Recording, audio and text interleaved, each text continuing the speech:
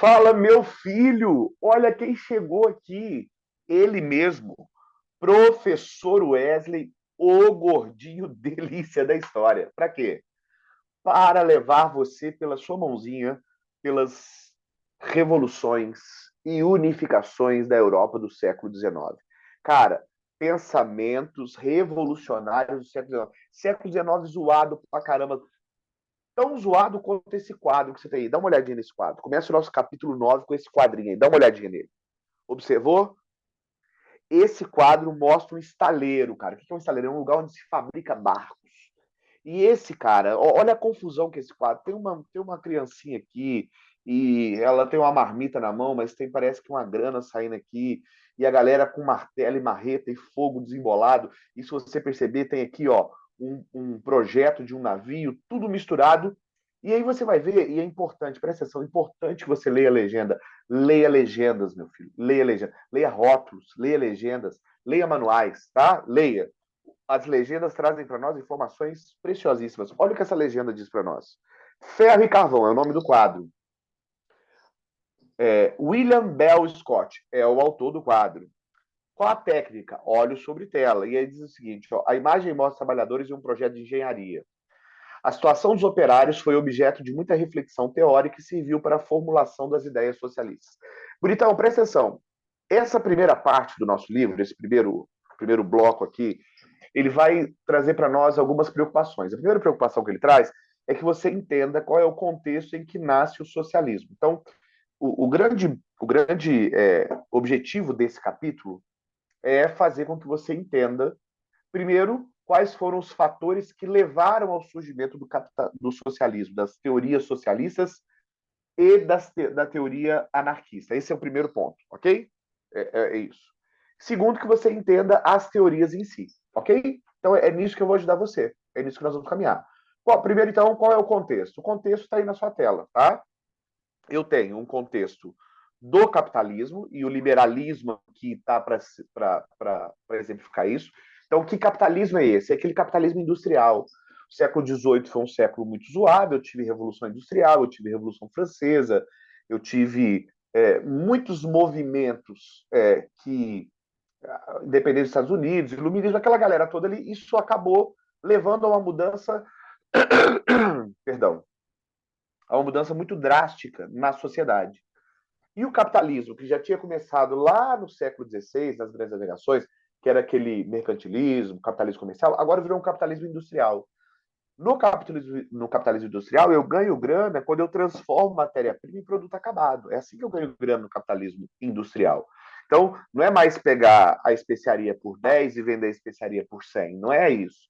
Agora eu pego uma chapa de metal, compro ela por R$ 10, levo ela para minha fábrica, utiliza a mão de obra de quem trabalha para mim naquela fábrica e transforma aquela chapa de metal em 10 panelas. E vendo cada panela R$ 40. Então, para ser industrializado, para ser desenvolvido, um país tem que ser industrializado. E para ser industrializado, eu preciso ter aqui uma organização dessa nação. Então, eu vou ter agora formas distintas para que a gente possa organizar essa nova sociedade. A primeira ideia é a ideia de uma sociedade que seja liberal. Cara, toma cuidado com essa ideia de liberal, tá? Qual é a ideia de liberalismo aqui? Não é no sentido de pode tudo, não.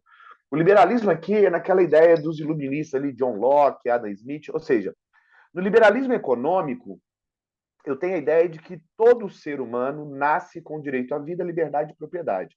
São os direitos naturais. Você, porque é humano, nasce com esses direitos. Então você tem direito à vida, você tem direito à liberdade, você tem direito à defesa da sua propriedade. Nesse aspecto, quanto menos o Estado participar, melhor é. Então, para esses liberais, e aí é que eu preciso falar do Adam Smith, é a ideia de que a economia tem leis naturais que regem ela. E quanto menos o Estado encher a paciência, quanto menos o Estado intrometer, melhor vai ser a economia de um país. Então, percebe que, na ideia desses caras capitalistas, a ideia dos liberais, o indivíduo, o sujeito, ele é o ente mais importante da sociedade. Professor, pelo amor de Deus, para de falar de ente. Então, vamos lá. É, Ninguém é mais importante que você. O Estado não é mais importante que você. A igreja não é mais importante que você. A sua família não é mais importante que você. O seu direito tem que ser preservado. Então, olha o que diz aqui, ó. O liberalismo econômico, vou marcar para você aqui, para você não ficar aborrecido comigo, falar assim, onde é que ele está lendo? Então, vou mostrar para você aqui, ó. Tá aqui, ó. O liberalismo econômico foi fundamental para espalhar as técnicas e as mudanças sociais da Revolução Industrial.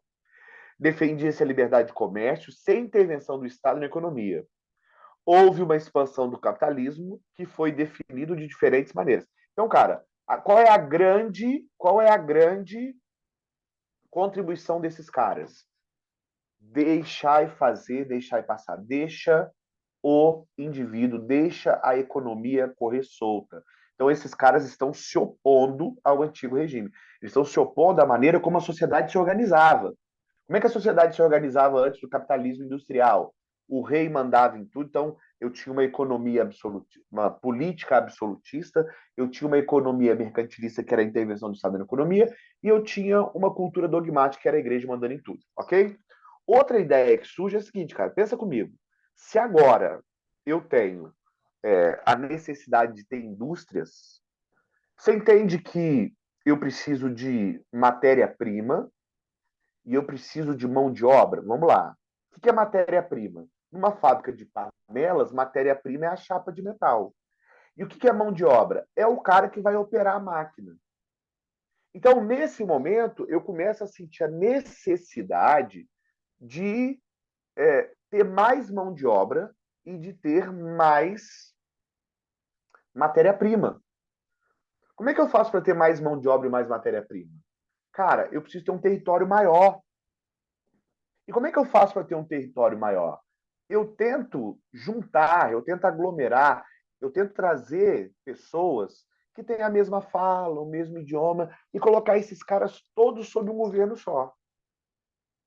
A gente vai chamar isso de nacionalismo. Então é assim, eu estou aqui em Minas Gerais, mas o cara ali do Rio de Janeiro, ele é diferente de mim, mas ele fala assim, do mesmo jeito que eu, ele tem crenças parecidas com a minha, o cara do Espírito Santo também, o cara ali da Bahia também. Então, eu que sou uma região mais industrializada, por exemplo, São Paulo, no nosso caso aqui, é como exemplo, tá, meu filho? São Paulo, que é uma região mais industrializada, diz assim, cara, seria muito bom se nós estivéssemos todos juntos sob um governo só. Porque aí Minas Gerais ia parar de comprar produto do Paraguai e ia comprar de mim.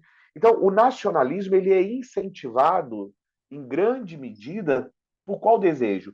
O desejo de ter áreas maiores de mão de obra e de matéria-prima e depois de mercado consumidor. Porque não adianta eu produzir muito e não ter ninguém para comprar. Concorda comigo? Nesse sentido, então, esse movimento de unificações, de nacionalismo, de juntar todo mundo num bloco só, de diminuir o poder do Estado, causa no mundo uma expansão do capitalismo muito grande.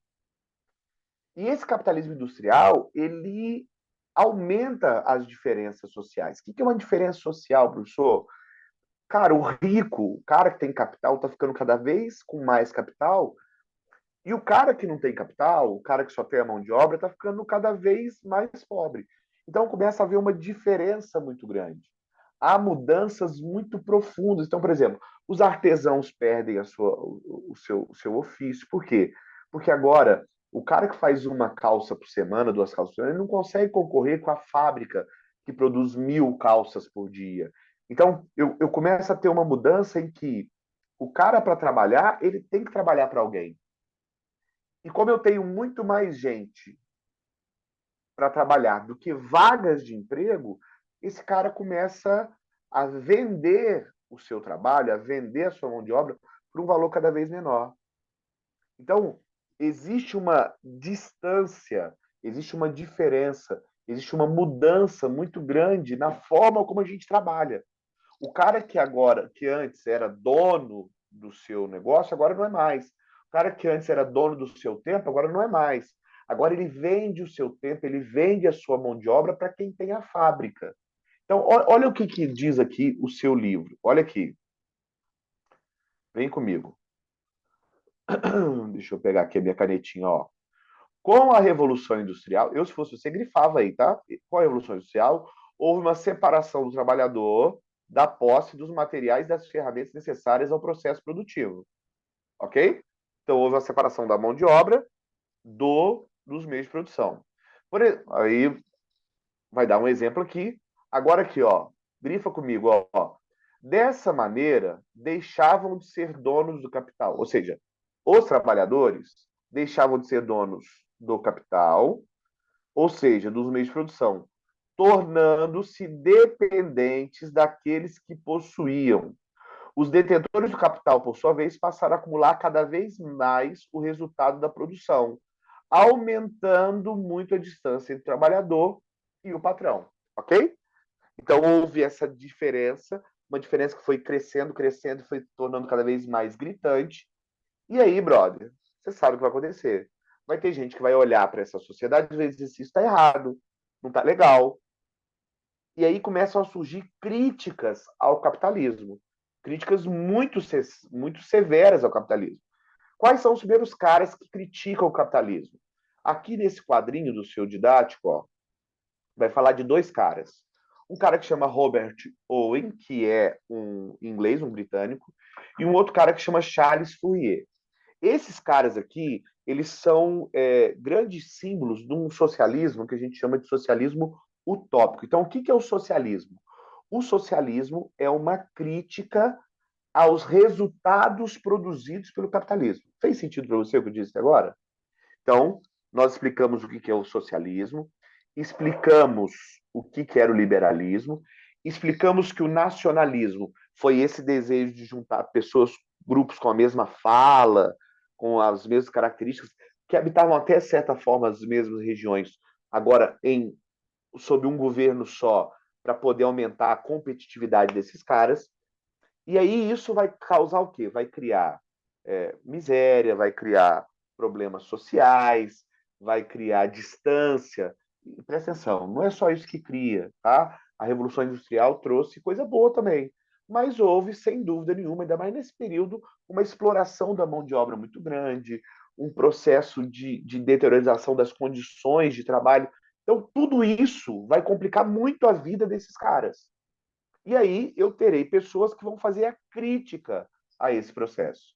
Esses caras que criticam esse processo vão ser chamados de socialistas. Então, o socialismo é a crítica estabelecida sobre o processo de sobre o processo e sobre as consequências do capitalismo, ok? Eu vou encerrar essa aula por aqui e na nossa próxima aula, então, nós já começamos diretamente naqueles que são chamados socialistas utópicos, ok? Um abraço para você, aguardo você lá. Até mais.